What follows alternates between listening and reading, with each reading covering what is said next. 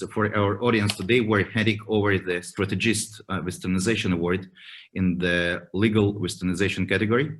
And due to the COVID-19 pandemic and travel restrictions this year, the award is being handed over remotely.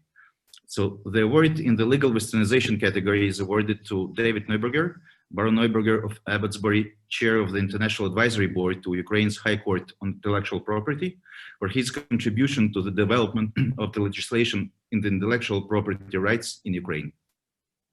The International Advisory Board of Ukraine's High Court on Intellectual Property, chaired by Lord Neuberger, forms part of a transformation of the country's legal system. So, Mr. Neuberger, we would like to acquaint our audience with the history of Ukraine's High Court on Intellectual Property. And let me ask you a few questions about this project, since you have been chairing its International Advisory Board.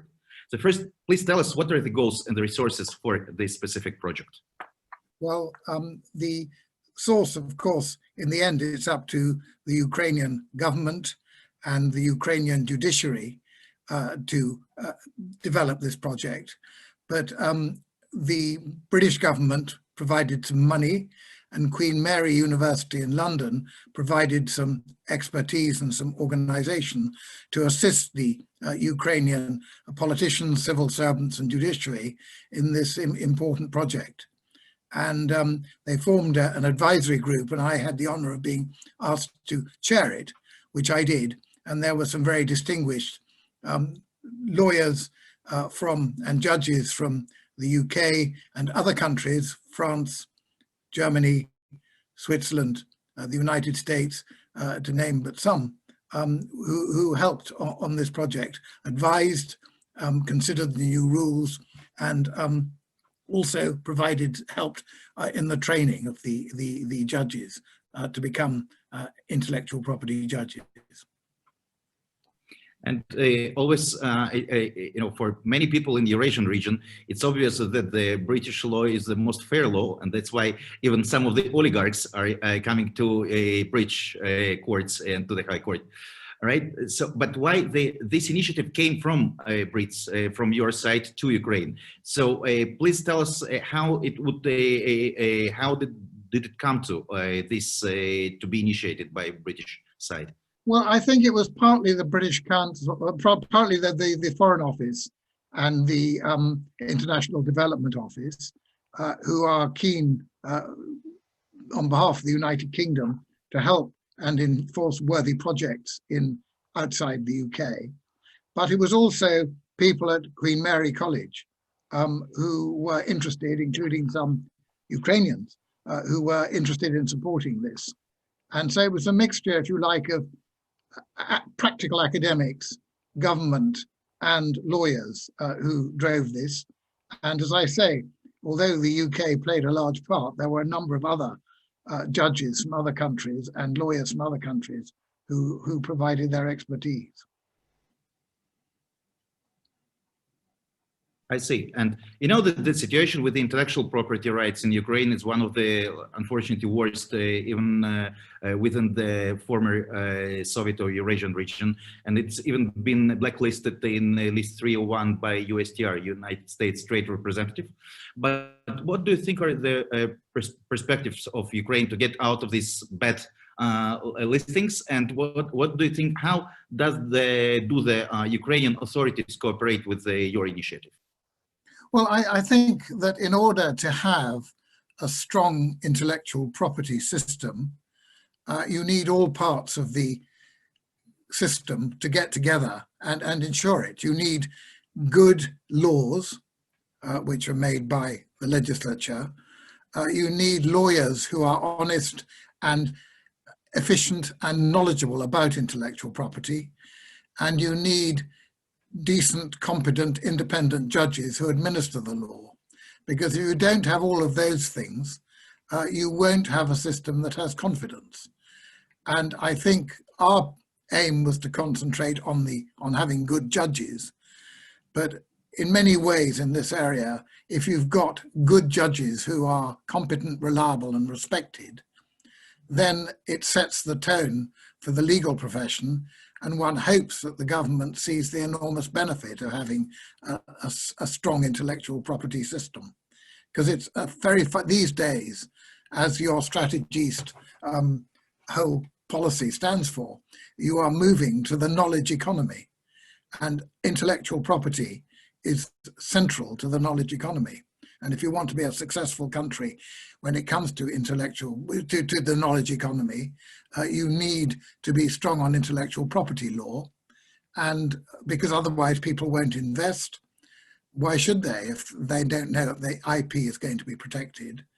And so the whole country suffers. So it's not merely right as a matter of moral principle. It's very much in the country's economic, financial interest, and in terms of its development, culturally and industrially, that it has a strong IP system. Absolutely agree with you. I think that to distinguish between person with a Soviet or post-Soviet mentality mindset and the people with a person with a market mindset is that the person with post-Soviet mindset doesn't recognize the term of private property in general, not only the intellectual property. So when he steals the hammer from his working place home, he says, I took it home from work. I mean, I took it without, I mean, I've stolen, right? That's so right. It's, and it's important for us, the institutions that support a knowledge-driven economy, also to encourage companies to generate the added value in those countries. And it was also a topic of my article to Financial Times, that some people in those countries believe that to protect intellectual property, it's important for Microsoft and maybe other foreign companies. But they don't understand that actually to protect them and actually also to grow faster their own economy in their own countries. But the only doubt that I could, yes, please. No, but I was just going to say I quite agree with that. I think that if you've got system of laws, it actually, well, of course, Microsoft and people like them can employ very expensive, successful lawyers. But the truth is that if you're a small company and you've got an invention which you should have as your property, it is very easy for Microsoft to outplay you if there's no law protecting your property. So actually, I think that properly administered, a good IP system protects the small inventive people against the big battalions. I agree with you, but the only thing that I would maybe argue is I'm not sure that as an intellectual property court, as a standalone, would create completely different environment in Ukraine when you have the wholesale reform, which is, let's say, we don't see any significant progress. So the question for you is, the people who are registering their companies in Cyprus or in Britain or in Delaware in the States are not only because they are concerned about their intellectual property, but about their property in general, because they might wake up one morning and discover that somebody else became the owner of their company. So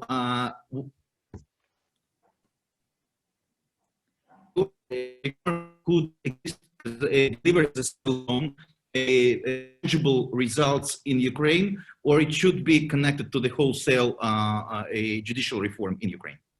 I've no doubt that it would be much, much better to have a good, reliable, honest, respected set of judges and courts for every area of law, and not just for IP, of course, for the reasons you give.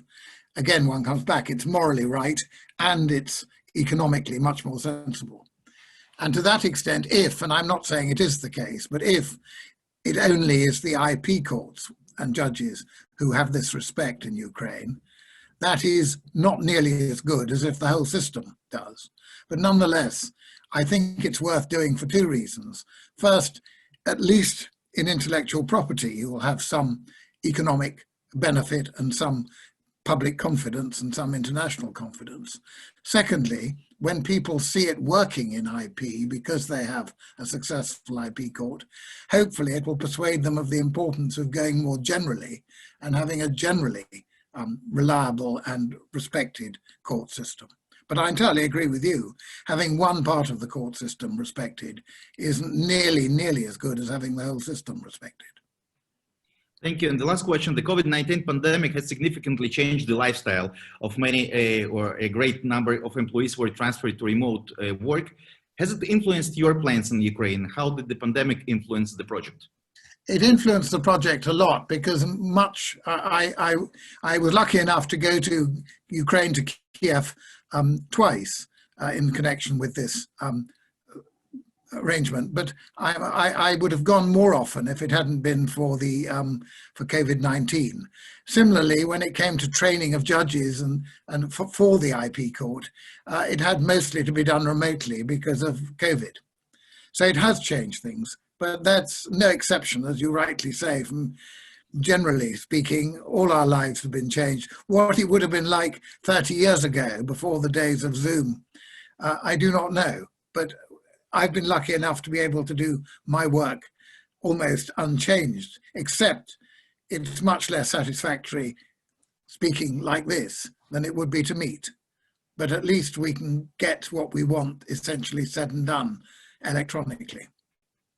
Thank you so much, and thank you for your work. And I think it's extremely important to all spheres of Ukrainian economic development. And thank you for this conversation. And once again, congratulations for the award. Thank you so much. Thank you. Well, thank you very much indeed. It's a great honor to be given this award, and I'm very grateful for it. And it's very nice to be able to talk to you. Thank you very much indeed. Thank you so much. Thank you.